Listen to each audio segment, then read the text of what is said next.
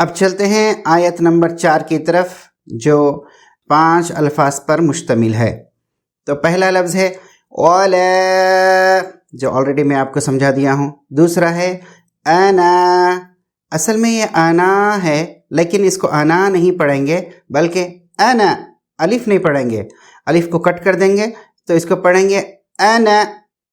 Okay, سو انا بھی نہیں پڑھیں گے، حمزہ کی آواز آنا چاہیے، انا انا انا نہیں، انا.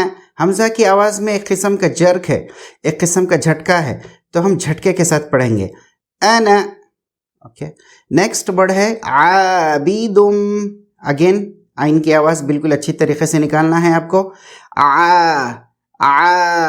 اور 2 حرکات کے برابر کھینچنا ہے الف کی وجہ سے.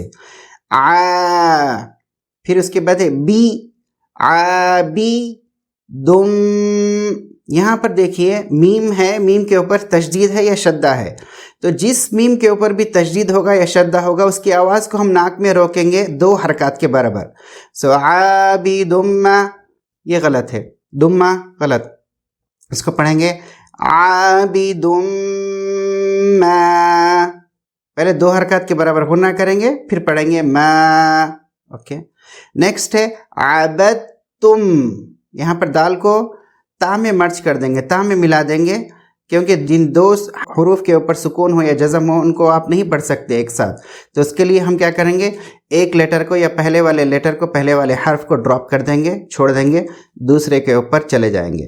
تو ہم یہاں پر کیا کریں گے، با کو تا سے کنیکٹ کریں گے، بت تم، بد تم نہیں، دال نہیں، بت تم. تو اس طرح پڑھیں گے عبد تم. تو پورا آیت اس طرح ہوگی وَلَا أَنَا عَابِدٌ مَا عَبَدتُم. اس کو الگ الگ اس طرح سے پڑھیں گے، میرے بات پڑھیے. وَلَا مت کی وجہ سے کھینچیں گے، ٹھیک ہے، انا کو شارٹ کر دیں گے، انا. پھر عابد ما،